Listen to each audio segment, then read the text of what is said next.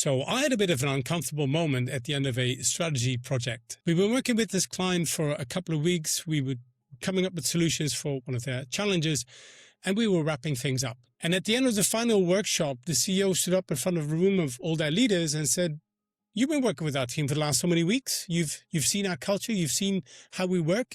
If you were in my seat, what's the biggest challenge you'd worry about in the next 10 years? I'm not really sure I want to answer that question in front of everybody here. So I told them, look, I don't really think we're qualified to give you a good answer on that one. You know, that wasn't part of the scope. We were working on this thing. We haven't actually looked at culture. I know, he smiled. I'm not asking you for the right answer. I'm asking you for your instinct. Give me the vibe check. So clearly that wasn't a strategy question anymore. He's now asking me for a leadership question. So I looked around the room. There's about 20 something people there. And I kind of with a smile on my face said, well, if you are going to ask a Dutch person for their unfiltered opinion, you're going to get it. Everybody laughed a bit and he said, go on, so have a look around the room. You're clearly all smart and capable people, but you also have very similar backgrounds. You dress basically the same way. You drive the same cars. You all go on vacation in similar places. Your kids go to similar schools. Now that's not criticism.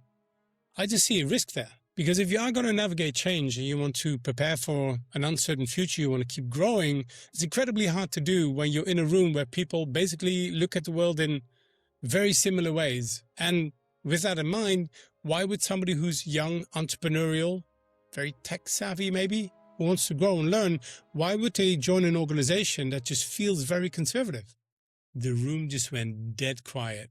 You could hear people think, can we not have this discussion right here, right now, please? Why is he talking about this? But the CEO didn't get defensive, didn't challenge me in that one. He did a scan around the room, he nodded and said, yeah, but you make a good point. And I think if we're going to grow, we're going to have to address this. And the best thing about it is he actually asked us to help him with that culture transformation, to which I thanked him. I said, look, I'm very flattered that you're asking me, but this is not really our expertise. And instead, I introduced him to a company that's much more equipped and skilled to deal with that cultural change. Now, the point of this story is not about what I said. It's about, he asked a question.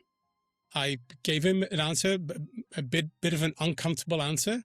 He didn't get defensive. He didn't defend the status quo, but it triggered his curiosity. And I think that's what great leadership looks like. Sometimes the biggest obstacles to business isn't the market. It isn't technology. It isn't competitors. It's those assumptions that have been around for many, many years that are stopping you from seeing things in a new and different light. And to get an outside perspective is very useful for that.